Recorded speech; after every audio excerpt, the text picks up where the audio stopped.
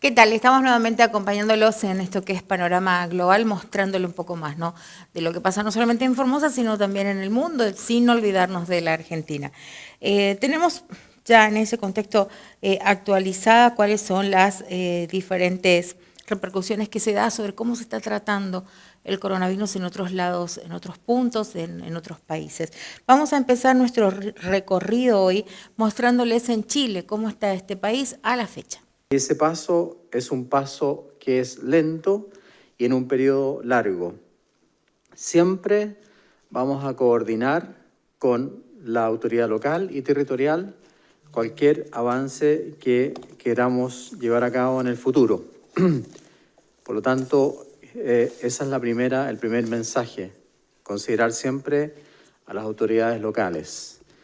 En segundo lugar, la mejoría continúa. Y la confirmación viene desde las propias cifras. Los nuevos casos bajaron en un 15%, menos un 15% de nuevos casos en los últimos 7 días y menos un 37% ahora de nuevos casos en los últimos 14 días. La positividad de la reacción de polimerasa en cadena PCR ya va en un 15% a nivel nacional. Sin embargo, como lo he dicho otras veces, nosotros miramos todo el territorio y aunque hay regiones o comunas que están en una buena situación, nos preocupa siempre Arica, Antofagasta y Tarapacá. Y estamos muy atentos a la evolución de esas regiones del país. Angela Merkel, que se ha convertido en una gran líder europea, dijo, entre comillas, somos todos vulnerables y dependemos unos de los otros. Y este es un principio válido para todo el planeta. Ojalá que este mensaje de Angela Merkel también sea escuchado por nuestros compatriotas. Somos todos vulnerables y dependemos unos de otros. Francisco de Lara, filósofo chileno, dice que como consecuencia de la pandemia, tenemos también que tener una mirada que nos haga pensar en el futuro, que nos haga cambiar. Hemos tenido la menor contaminación en Santiago. Se plantea un ingreso mínimo asegurado para las familias vulnerables. Y sobre todo, se ha formado un sistema integrado de salud público-privado. Se ha movido la barrera de lo posible para bien. Y los cambios descritos son una certeza esperanzadora de que es posible vivir de otra manera. Quise citarlo hoy día porque me parece a Angela Merkel y a Francisco de Lara, quise citarlos porque tienen mensajes que por un lado son de colaboración entre las personas y por otro lado son esperanzadoras. Yo creo que hay que seguir trabajando con mucha fuerza. Ya lo hemos dicho muchas veces, si hay que volver un paso atrás, lo haremos. Pero eso tiene que hacerse en base a las estadísticas, a los números y al análisis que hacemos día a día con el presidente de la República presente. A continuación, daremos paso al informe de los datos de hoy día. Muy buenos días. En cuanto a la situación diaria que entregamos aquí desde el Palacio de la Moneda, podemos indicar que durante las últimas 24 horas se informaron 1.836 casos nuevos de COVID-19, siendo 1.444 casos asintomáticos. La cifra total de personas diagnosticadas ya es de 319.493 casos, siendo 289.220 los casos recuperados. En cuanto a los registros de fallecidos, durante las últimas 24 horas se informaron 45, acumulando 7.069 fallecidos. En relación a la capacidad de la red integrada COVID-19, en estos momentos hay 1.915 personas que se encuentran en las unidades de cuidados intensivos de nuestro país, siendo 342 quienes se encuentran en estado crítico. De acuerdo a la cantidad de camas disponibles, hoy se encuentran 427 de estos ventiladores disponibles para cualquier persona independiente de la región. Tal como lo mencionó el ministro, hay 3 regiones en el norte de nuestro país, la región de Arica, de Tarapacá y Antofagasta, que están con niveles altos de contagio, en donde existen cuarentenas, pero al mismo tiempo también existe la coordinación para que esas personas que requieran hospitalización puedan hospitalizarse, siendo de preferencia en los hospitales de ahí, pero también trasladándolos hacia otros hospitales donde existen los cuidados necesarios para cada una de esas personas. En cuanto a la red de laboratorios, durante las últimas 24 horas se informaron 12.238 exámenes, acumulando 1.322.503. Y aquí quiero reiterar un llamado que hemos realizado días anteriores. Nosotros en Chile estamos acostumbrados a enfermedades respiratorias como la influenza, como el virus respiratorio sincicial. Pero hoy día esos 2 virus tienen una bajísima circulación. Por lo tanto, cuando uno presenta alguno de los síntomas que normalmente asociamos a resfrío o a estos virus, tiene que considerar que es un coronavirus. Y en base a eso poder aislarse e inmediatamente acudir a un establecimiento para tomarse un examen de PCR. Nosotros en estos momentos tenemos una capacidad para poder procesar 24.000 exámenes diarios. Por lo tanto, acuda a un centro para ser revisado por un médico y según esa evaluación clínica se le va a indicar o no la realización de su examen de PCR para obviamente comenzar todo el proceso de trazabilidad una vez que es confirmado por coronavirus.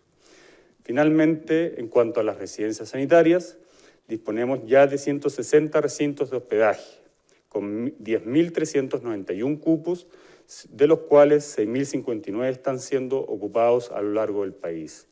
El teléfono al cual usted puede llamar para poder acceder a una residencia sanitaria es el 800-726-666. Eso es todo en cuanto a la cuenta del día de hoy. Cedo la palabra para poder escuchar sus preguntas. Muchas gracias, subsecretario. Pasamos a las preguntas entonces. Primera pregunta. Sí, ¿qué tal? Muy buenos días. A Buenos propósito días. del sumario de Contraloría por los errores en el registro de los casos, otra vez caemos en el tema de la confiabilidad de las cifras. En su momento los expertos dijeron que había problemas y desde este mismo espacio, digamos, del reporte, se les criticó a ellos y finalmente la Contraloría terminó dándoles la razón. Me gustaría saber qué opinan ustedes al respecto. Muchas gracias por la pregunta. La doctora Paula Daza dará respuesta a esa primera pregunta. Bueno, muchas gracias por la pregunta porque yo creo que es muy importante aclarar la situación del informe. Con respecto a esto, lo primero que quiero decir que fuimos nosotros como Ministerio de Salud quien solicitamos la auditoría a la Contraloría. Esto lo anunció el exministro Jaime Mañalich a los últimos días de mayo. ¿Y por qué? Porque estamos en una situación absolutamente extraordinaria. Esta es una de las pandemias más grandes que ha azotado el mundo y la importancia de tener una transparencia absoluta y también para mejorar los procesos era fundamental y es por eso que se pidió este informe y esta auditoría a la Contraloría. Con respecto a los datos que el informe acude, primero que nada quiero decir que ese número, la mayoría de esos casos son casos que han informado los laboratorios, que no fueron notificados al Ministerio de Salud en la plataforma oficial del Ministerio de Salud, que es Epivigila. ¿Y por qué es tan importante? Porque al notificar en la plataforma de Epivigila, de esa manera podemos tener toda la información de los pacientes para poder hacer una vigilancia y un seguimiento efectivo. Sin embargo, estos casos que informó el laboratorio positivo, que quiero además decir que es una enfermedad de notificación obligatoria. Cuando nosotros le pedimos a los laboratorios que informen al Ministerio de Salud, ¿para qué? Para que los Ceremis tengan una actitud activa y le informen a los centros de salud para que puedan notificar al Ministerio de Salud la búsqueda de estos casos. También quiero decirles que el día 16 de junio la mayoría de estos casos ya fueron informados a la comunidad, que son parte del informe que nosotros estamos dando. Nosotros hemos sido absolutamente transparentes cuando hemos venido teniendo toda la información y probablemente, si es necesario rectificar nuevos casos, lo vamos a hacer. Hay que entender que estamos en una de las pandemias más grandes que ha tenido el mundo, que ha tenido nuestro país en los últimos años, y en ese sentido quiero decirles que afortunadamente en el año 2019 se implementó esta plataforma que es Epivigila. Previamente a esta plataforma, todos los informes de las enfermedades de notificación obligatoria se hacían a través de una circunstancia más manual. Por lo tanto, Epivigila nos ha permitido, primero que nada, tener información más oportuna y segundo, encontrar errores y rectificar cuando sea necesario. Muchas gracias, subsecretaria. Sí, subsecretaria, quería puntualizar porque incluso en la corrección que se hace las cifras no cuadran porque la Contraloría dice que había 34.542 casos y finalmente se corrigieron solo 31.412. ¿Qué pasa ahí con esa diferencia? Y lo otro, puntualizar porque usted dice los laboratorios no informaron. ¿Usted responsabiliza a los laboratorios? ¿El MinSal no tiene responsabilidad en esto? A ver, es muy importante entender el proceso de las notificaciones. Con respecto a ese número de casos, que son alrededor de 4.000 y tantos, 5.000 casos, el Ministerio de Salud se ha encontrado haciendo una evaluación. La mayoría de esos casos fueron efectivamente notificados entre el 9 y el 15 de junio. Por lo tanto, esos probablemente muchos se rectificaron porque eran casos que habían sido notificados, que después salió una PCR negativo. Por lo tanto, esos casos se ajustaron y se están remirando porque algunos de esos casos probablemente ya fueron incorporados. Con respecto a esto, quiero entender el proceso. Cuando una persona, cuando un médico, cuando un profesional de salud solicita un examen PCR, ese examen, esa persona tiene que ser notificada a la plataforma de Epivigila, a la plataforma del Ministerio de Salud. Y eso lo hace el profesional de salud. El laboratorio es que el profesional de salud es quien le pide al laboratorio la información. La información que nosotros recibimos como Ministerio de Salud a través de Epivigila es la información que nos notifican los médicos. Pero además, para hacer una búsqueda activa, le hemos pedido a los laboratorios que nos informen de todos aquellos casos que son PCR positiva. ¿Para qué? Para cruzarla con la información que tiene la plataforma Epivigila. Si hay casos positivos que no han sido notificados al Ministerio de Salud, se le pide a los Ceremis que hagan una búsqueda activa y los Ceremis junto a los centros hospitalarios van a buscar a esos pacientes para hacer esa búsqueda activa y poder notificar al Ministerio de Salud y tener la información dentro de la plataforma de Epivigila, que es la plataforma oficial del Ministerio de Salud. Muchas gracias, doctora Daza. Segunda pregunta. Buenos días, ministros, subsecretarios. Siguiendo en el mismo tema y sobre la pregunta que se hace ahí mismo en la auditoría de Contraloría de cuán confiable es el método para recabar la información, señalan de que se anota toda esta información en planillas Excel y que se detectaron errores, por ejemplo, en RUT erróneos o en nombres duplicados en distintos RUT, incluso fichas que no habían sido completadas, que esto no es un sistema automatizado. ¿Qué reflexión se abre sobre ese punto específicamente de cómo se registra la información? Y en una segunda punto que indica esta auditoría, cómo el hecho de no poder haber hecho el seguimiento efectivo de estos más de 30.000 casos podría haber contribuido a la propagación de la enfermedad. Muchas gracias por su pregunta. Doctora Daza, subsecretaria de Salud Pública, responderá. Con respecto a la tabla Excel que se menciona, quiero decir que la plataforma de Epivigila es una plataforma oficial donde los profesionales de salud notifican de la atención primaria, de las consultas, de los hospitales, aquellos casos, la notificación de los casos que son positivos. Con respecto a la tabla Excel, no es una plataforma del Ministerio, es la plataforma, es la forma que los laboratorios envían su información a través de esta tabla Excel. Por lo tanto, son cosas distintas. Una es la plataforma Epivigila, que es una plataforma segura, oficial, que es donde se registran los casos por los profesionales de salud. Eso no es una plataforma Excel, son los laboratorios que a través de una planilla Excel efectivamente informan al Ministerio de Salud. Muchas gracias, subsecretaria. La segunda consulta, ministro o subsecretaria, tiene que ver en cómo esto podría haber contribuido a la propagación de la enfermedad al no poder hacer los seguimientos efectivos de los contagiados y sus contactos estrechos de estos más de 30.000 casos. Bueno, con respecto a eso, la verdad que hay que ir mirando esto, con respecto a esos casos, como yo dije, la forma que hacen el Ministerio de Salud es informarle a los Ceremis para que ellos informen a los distintos servicios de salud, a los hospitales, para que puedan notificar a los pacientes. Algunos de ellos, yo no tengo la información ahora, se hicieron la notificación y se hizo seguimiento de los casos. Por lo tanto, la verdad que en este momento decir cuál es el impacto que puede tener es muy difícil hacerlo. Lo que quiero decir, y es muy importante decir, nosotros todos los días estamos transparentando la información, estamos buscando más información, ahora estamos saliendo a buscar aquellos casos positivos y efectivamente aquellos casos positivos que no fueron notificados al Ministerio de Salud fueron informados posteriormente. Pero la verdad que aquí es muy importante decir que estamos en una pandemia que ha tenido un impacto brutal y estamos haciendo todos los esfuerzos desde todas las áreas del gobierno para poder, primero que nada, detectar a aquellas personas, seguirlas oportunamente, trazarlas y aislarlas oportunamente. Muchas gracias, doctora Daza. Tercera pregunta. Para el ministro de Salud es importante saber en qué plazos al menos esperan tener definiciones sobre la realización del plebiscito. Esto se lo pregunto por una mesa que se está haciendo en el Congreso y que evidentemente está muy pendiente de este tema porque los plazos son importantes, de lo contrario se tendría que evaluar, hacer una reforma constitucional.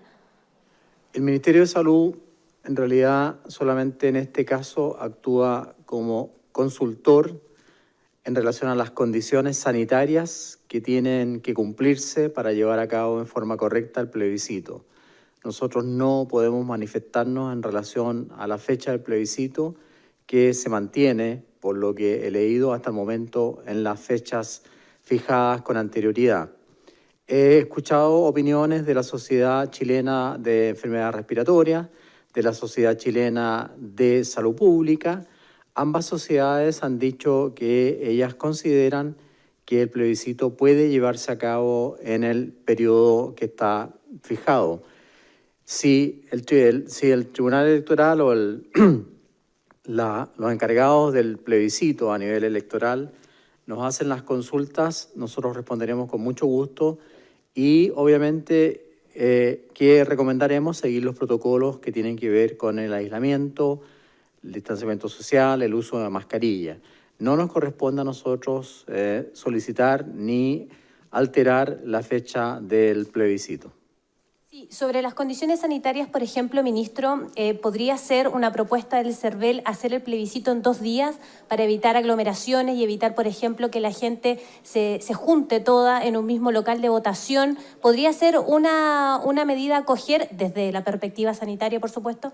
Si el CERVEL propone eso, y también leí que una de las sociedades científicas aludidas también lo propone, nosotros estudiaremos la solicitud y daremos nuestro informe cuando sea necesario o cuando se nos haga llegar en forma oficial.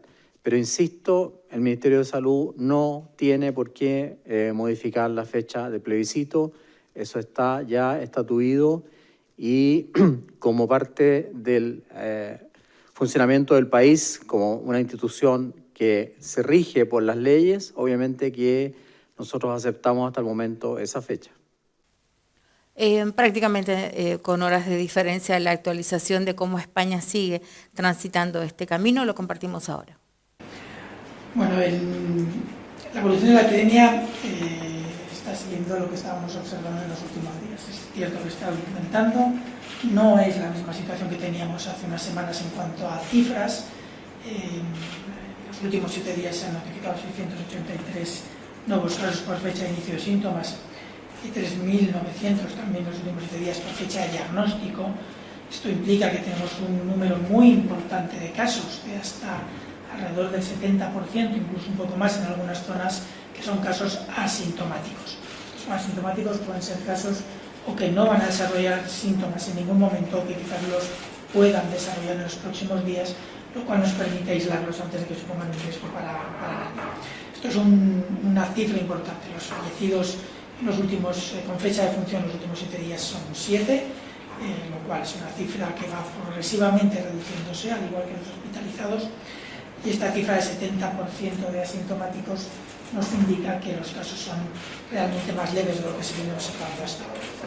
Todo esto se observa asociado a otras variables que obviamente indican que los casos tenían que ser más leves.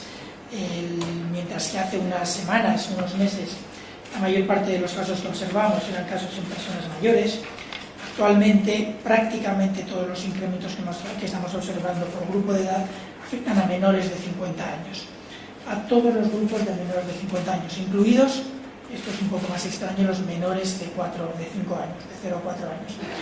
Es cierto que en este grupo hay un número tan pequeño de casos que cualquier pequeño incremento, 2, 3, 4 casos de más, pueden representar cambios importantes en los porcentajes o en las incidencias. Pero lo cierto es que todos los grupos de menores de 50 años son los más afectados en estas últimas semanas, por lo tanto son también casos en general más leves, no todos.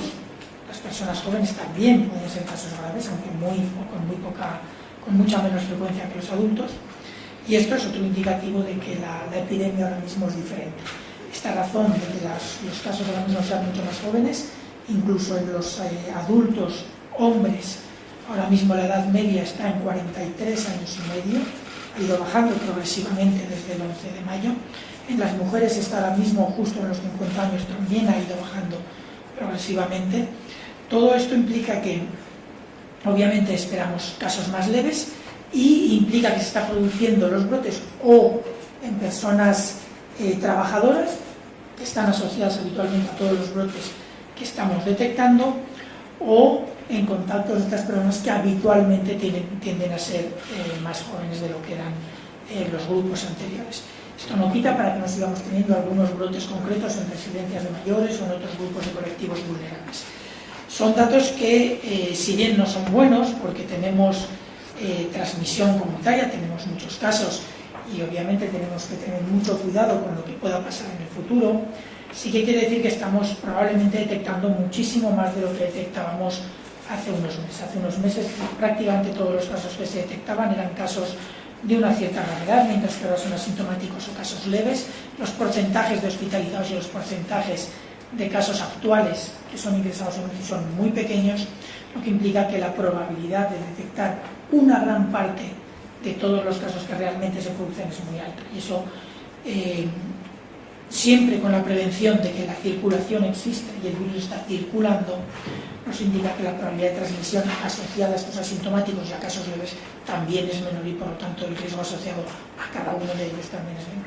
En todo caso, sigue habiendo transmisión, tenemos muchos casos que se van detectando, detectamos mucho más que antes y esto es bueno. Estos incrementos no se deben a que ahora tengamos un problema porque detectamos más, el problema lo teníamos antes porque detectábamos menos de lo que nos hubiera gustado detectar, ahora estamos detectando mucho más y esto es importante, nos ayuda a controlarlo, pero al mismo tiempo sabemos que tenemos incrementos de casos en las últimas semanas en al menos 15 provincias, de las 52 provincias que hay en nuestro territorio.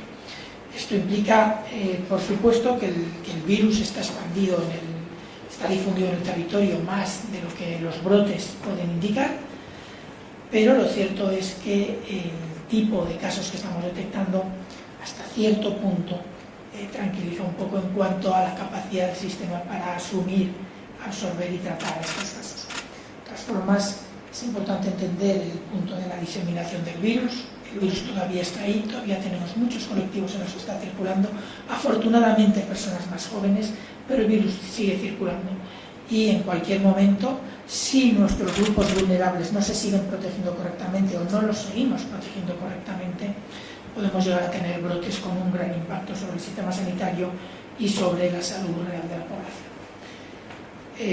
Dicho esto, Yo creo que podemos pasar a las preguntas, Marisa. Yo quería preguntarle por la falta de medios para hacer seguimiento de los asociadas. La provincia de Barcelona ha declarado correctamente que ellos se plantean si siguen aumentando los hacer alguna estrategia general para ayudar a las comunidades autónomas y aumentar el número de personas que se van a estudiar. Vamos a ver, como he dicho, yo creo que estamos haciendo más cálculos para valorar cuánto más, pero estamos detectando muchísimo más de lo que se detectaba antes, eso es importante. Pero al mismo tiempo esto tiene efectos que se tienen tenemos que ser capaces de responder ante ellos, como es por ejemplo la detección de muchos más casos y de muchos más contactos. Los casos en principio hay que aislarlos, se tienen que aislar. Si el aislamiento es domiciliario, se tiene que garantizar de alguna forma el aislamiento domiciliario. Si el domicilio no reúne las condiciones para aislar a estas personas o por las características de los grupos afectados no se puede garantizar ese aislamiento, hay que buscar lugares donde se pueda garantizar este aislamiento. Estas son condiciones que se vienen trabajando con las comunidades autónomas desde que se inició todo el proceso de desescalada, en el cual era condición para ir pasando de fase el tener lugares donde poder garantizar este aislamiento. Es un poco diferente el seguimiento de los contactos. El seguimiento de los contactos son personas sanas que en principio no son positivas, son en principio negativas y por lo tanto no están enfermos ni son de riesgo en este momento, pero que pueden serlo en cualquier momento si desarrollan la enfermedad o si se convierten en personas positivas y por lo tanto hay que garantizar también su seguimiento. Esto obviamente requiere requiere equipos que den este seguimiento y que garanticen que estas personas están controladas para que se les pueda aislar en el momento necesario y si está prescrita si se les prescribe una cuarentena, que se pueda garantizar esta cuarentena. Es cierto que algunas comunidades se han quejado de que no tienen todos los recursos que en principio estaban previstos para hacer este seguimiento. Sí que tienen probablemente suficientes para hacerlo a costa de un sobreesfuerzo de estos recursos, lo cual se puede mantener en periodos cortos, pero no en periodos largos, y esto no es una cosa que vaya a durar 1 o 2 semanas, esto va a durar todavía muchos meses, por lo tanto las comunidades autónomas que no tengan ya esos recursos van a tener que garantizarlos. Es una de las actividades clave en todo el proceso que estamos ahora mismo de fase de control, para garantizar que estamos en una fase de control y que realmente controlamos la transmisión y somos capaces de identificar los casos y todas las cadenas de transmisión asociadas a estos casos, tenemos que garantizar cómo sea el seguimiento de los contactos.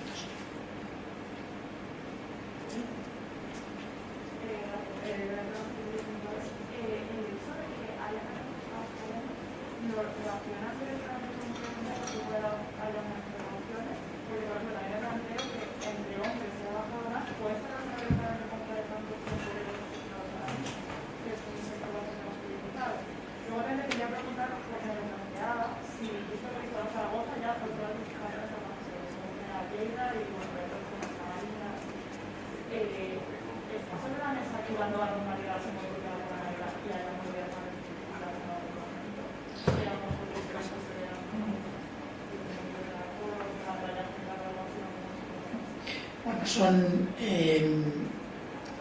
los jóvenes ahora mismo, no es que todos los jóvenes se pongan enfermos, hay mucho joven muy sensato, pero sí que es cierto que a ciertas edades pues es más fácil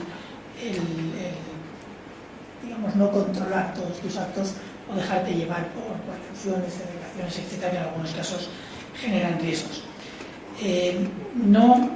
No es que los jóvenes ahora mismo en sí, por ser jóvenes, tengan más riesgos, está asociado a los actos que realizan, como acabo de decir, pero también, como has indicado, a la posibilidad de que sean trabajadores, en algunos casos, como todos conocemos, los temporeros, que son personas que tienen que seguir trabajando por varias razones, no porque tienen que subsistir, pero además porque ejercen actividades que son fundamentales, esenciales para la sociedad. Por lo tanto, sí, el descenso de la edad tiene mucho que ver con ambas cosas. Todos hemos visto escenas de grupos de jóvenes y no tan jóvenes, pero desde luego no personas muy mayores, en los que las medidas de precaución no se están tomando adecuadamente, en los que la forma de divertirse se sigue equiparando a la forma en la que nos divertíamos o se divertían estos grupos hace un año, y ahora no es una cuestión de no divertirse, es una cuestión de divertirse de otra manera. Tenemos que tener muy claro que hay riesgos a los que no debemos exponernos nosotros, pero sobre todo a los que no debemos exponernos nosotros porque podemos exponer a grupos donde sí que va a haber un impacto grave. Y eso tienen que tenerlo claro, no solo las personas vulnerables que se autoprotegen, sino también aquellos que viven a su alrededor, toda la sociedad. Yo sí que haría un llamado a los jóvenes para entender que la nueva normalidad no quiere decir volver a lo mismo de siempre. Tampoco quiere decir no divertirse. Quiere decir divertirse de otra manera. Si ahora hay que divertirse en grupos más pequeños, se divierte uno en grupos más pequeños. Si ahora hay que hacer fiestas más pequeñas, se hacen fiestas más pequeñas. Si ahora hay que tener cuidado de no moverse con un número excesivo de grupos diferentes, pues uno tiene que aprender a valorar mejor a sus amigos más cercanos o al grupo con el que más se relacione. Las medidas de precaución las conocemos todos, las conocen los niños, las conocen los adolescentes, las conocen los jóvenes y las conocen los adultos. No es una cuestión de educación ni es una cuestión de concienciación, de conocimiento, sí que lo es de concienciación. Y yo ahí sí que les pediría que, además del esfuerzo que hace el Ministerio, si pudieran echarnos una mano con esta concienciación de los grupos que todavía no se sienten suficientemente concienciados de los riesgos a los que se exponen ellos y sobre todo a los que pueden llegar a exponer a los grupos de alrededor. Por lo tanto, sí, esto se debe a grupos específicos. Algunos no tienen más remedio, tienen que trabajar, tienen que producir para los demás, otros lo hacen voluntariamente y eso es lo más preocupante. ¿Perdón? Si no recuerdo mal, la cifra es 43 años y medio en varones. En mujeres 50,2 me parece que es. A ver si encuentro rápido la ficha para no perder mucho tiempo. En cuanto a la nueva normalidad y si hay modificaciones, la nueva normalidad es la que hay. 46,3 en varones y 50,5 en mujeres. La nueva normalidad es lo que está estipulado, pero la nueva normalidad lleva consigo el control de brotes, el control de situaciones de transmisión antes de que se descontrole y pueda suponer una transmisión generalizada a grandes ámbitos geográficos. Y por lo tanto, esa nueva normalidad conlleva que en momentos concretos, por periodos concretos y en zonas concretas, se tengan que aplicar medidas restrictivas o medidas de precaución y de prevención mucho más restrictivas de las que se puedan aplicar en otros territorios. El objetivo es ese. En algunos casos, como hemos visto ahora, a lo mejor esas zonas geográficas son un poco más amplias de lo que nos gustaría. En algunos casos no se trabaja con brotes porque sí que se ha conseguido demostrar una cierta transmisión comunitaria circunscrita a un área concreta. Es lo que está pasando, por ejemplo, en Lleida. Hemos visto que en Aragón el efecto y el resultado de las medidas ha sido un poco diferente y se ha funcionado de otra manera. Es cierto también que el tipo de población a la que ha afectado es diferente. En las 4 comarcas de Aragón que estaban afectadas inicialmente no había una ciudad como Lleida. Todo esto hace que las medidas tengan que ser muy específicas de allí donde se produce el brote, considerando las características específicas de cada uno de ellos. El brote, la transmisión, las capacidades instaladas, etc. Y ese es el objetivo. Si conseguimos ir haciendo medidas adecuadas a tiempo, en las zonas adecuadas y durante el tiempo adecuado, es muy posible que evitemos medidas drásticas que afecten a grupos muy grandes de población. Sí, creo que primero ella, luego tú, ¿vale? Sí.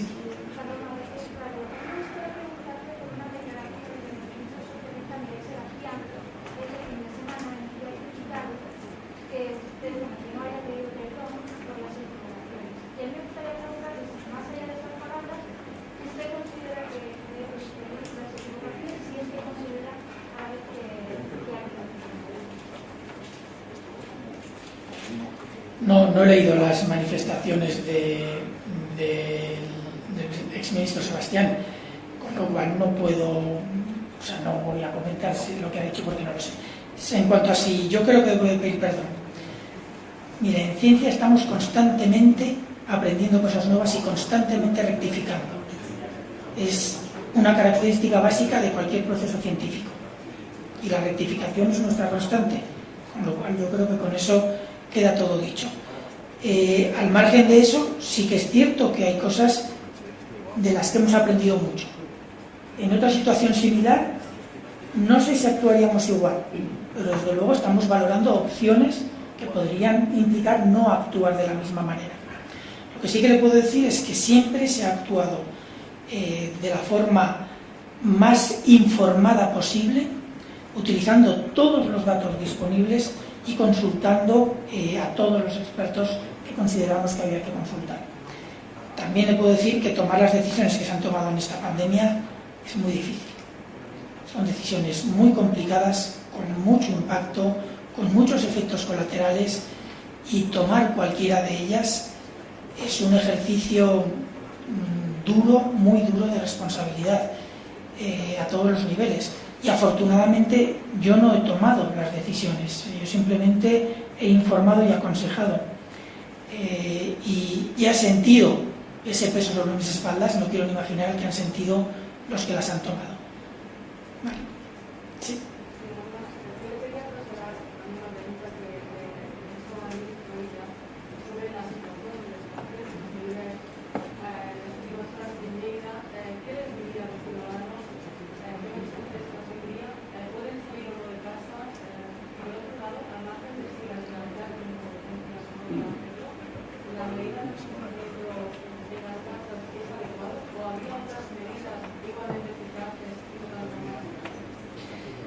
La medida más eficaz, creo que todos somos conscientes después de lo que hemos vivido, ese confinamiento, es lo que de hecho evita el contacto al máximo nivel y lo que reduce al máximo los riesgos.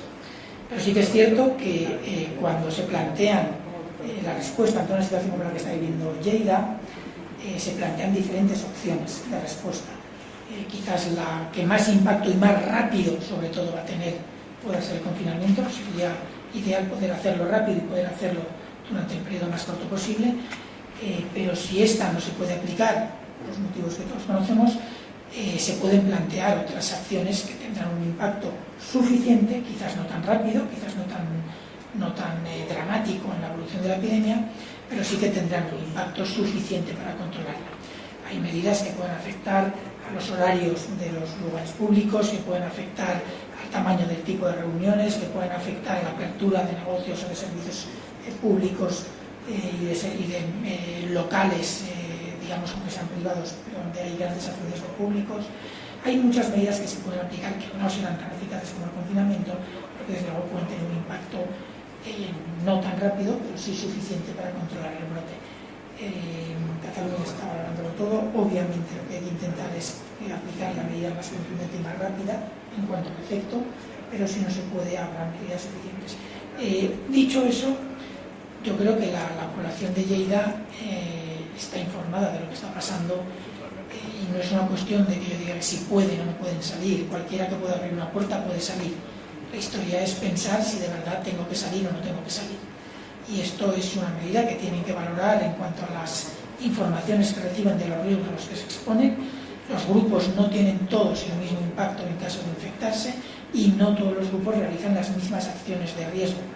Por lo tanto, yo creo que cada uno tiene que ser capaz de valorar el tipo de exposición al que va a estar expuesto, a la redundancia, tiene que valorar la vulnerabilidad que tiene a título personal, tiene que valorar la probabilidad o la posibilidad que tiene de implementar otras medidas de control que no son el confinamiento y valorar si realmente salir de casa en algunas circunstancias merece la pena o no. Sí. Interpreto con sus palabras, doctor, que la medida podría ser retroceder a la fase 2 flexibilizada, como ha hecho Aragón, para reducir así el número de personas en grupos, los horarios. Otra de las preguntas es si cree que podría ampliarse el horario en esta comarca de Aragón. Y por último, en cuanto a los recortes, ha dicho que se han extendido a 15 provincias españolas. ¿Podría cuantificar el número actual de recortes en España? Bueno, la fase 2 entiendo que cuando comentabas el radio te referías al radio en Lleida. No, en Aragón. Y en Aragón. Bueno, en cuanto a la flexibilización de la fase 2, de hecho, eso es lo que acabo de comentarle a tu compañera, hay otra serie de medidas que se pueden aplicar, por ejemplo, las que ha aplicado Aragón, que son equivalentes a lo que antes llamábamos fase 2. Ahora mismo no existe exactamente el mismo proceso de bases, pero nos sirve como marco de referencia. Se pueden aplicar también algunas de fase 1. Se pueden aplicar las que se consideren necesarias y que van a tener un impacto suficiente. Eso se puede hacer, se ha hecho en Aragón, ya se ha hecho en Aragón, se puede hacer en Lleida. Muchas de esas medidas ya se están de hecho aplicando en Lleida, sería a lo mejor cuestión de incrementarlas un poco tanto en el tipo de restricciones como en la amplitud geográfica en la que se apliquen, al igual que se puede hacer en Aragón. En Aragón lo cierto es que han tomado medidas sobre algo más del 50% de la población de la región, de la comunidad autónoma. También es cierto que en Aragón esto resulta un poco más fácil que en otros lugares, porque en una sola ciudad, en Zaragoza, reside ya casi ese 50% de la población de la comunidad autónoma, un poco menos, pero no muy lejos. Pero sí que es verdad que Aragón está implementando una serie de medidas de forma muy oportuna ante cualquier riesgo de que la cosa se desmande. En Lleida han implementado también muchas medidas, están haciendo un gran esfuerzo, tenían una propuesta que no ha resultado como esperaban, pero están ya valorando muchas otras opciones y ya están implementando muchas de ellas. Por supuesto, se puede hacer en Aragón, en Lleida, en País Vasco, en Andalucía, en Castilla y León y en cualquier otro lugar. En cuanto a los radios, depende de las zonas de riesgo y depende de las características geográficas de las zonas y de la forma en la que las zonas afectadas son nodo o no de comunicación. La agenda pública de México, ese es el objetivo de este bloque, mostrarles cómo se manejan hoy por hoy en ese punto del planeta. Estos semáforos por estado, porque dice el doctor López-Gatell que no estaban entregando información confiable los gobiernos de los estados. Y tres, en la declaración del propio López-Gatell diciendo pues, que estamos en un momento delicado del crecimiento de los contagios. ¿Cómo lo están viendo ustedes todo este tema? Por una parte, bueno, son 102 días. El 30 de marzo, el Consejo Nacional de Salubridad declaró la emergencia sanitaria. Han pasado un poco más de 100 días. Y en esos 100 días el balance es realmente preocupante. No sé de la pandemia, se incrementa la letalidad de ella, y obviamente eso tiene graves consecuencias en lo social, en lo económico, y obviamente en términos de un elemento muy importante, la credibilidad de esta estrategia de comunicación, de todos los días, un emisor central como es el doctor Gatell, y obviamente hay un desgaste brutal que lleva a esta realidad de este fin de semana.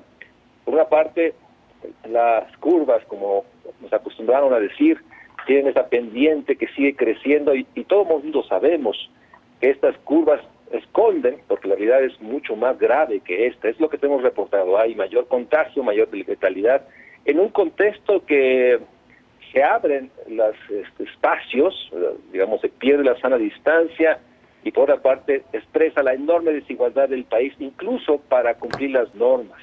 En ese sentido, lo que se ve es un desgaste primero del emisor central, el doctor Gatell y su equipo. Ya su credibilidad en este ir y venir es sumamente contradictorio y por otra parte no hay que solo personalizarlo. También ha sido muy contradictoria la posición del gobierno federal. El presidente de la República ha sido reacio a ser él el principal ejemplo en un país presidencialista de usar el cubrebocas, la sana distancia, al revés. Parece ser que hay una actitud desafiante y que fortalece y contradice lo que hace su funcionario, su servidor público. Entonces, la comunicación ha sido contradictoria, se ha erosionado más la credibilidad y está en una situación crítica, porque por una parte la población ya abrió la calle. La foto de Madero del día de ayer de la Ciudad de México es emblemática. La gente ya no cree y sale por razones de todo tipo, y eso nos lleva al otro problema. Va a haber, sin duda, si seguimos los ejemplos de otros puntos del mundo, otra vez el tratar de volver a cerrar las economías. Y eso digo tratar porque ya no es tan fácil como la primera vez. Y esto nos lleva a una economía que sigue colapsándose y lo que hemos dicho desde la UNAM, en la enorme realidad de que estamos hablando de 38 millones de pobres más que no van a poder ni comprar alimentos crudos. Cuando decimos la canasta básica alimentaria, decimos son alimentos en crudo, ni siquiera es para la energía, para cocinarlos. Es realmente dramático la situación social. A ver, y en ese sentido, María Luisa, hay dos elementos. Uno es la política sanitaria, en donde yo creo que durante varios meses todos sabíamos qué se esperaba que hiciéramos. que era quedarnos en casa. Bueno, hasta aquí los acompañamos hoy. Mañana va a ser otra jornada con más novedades. Muchas gracias.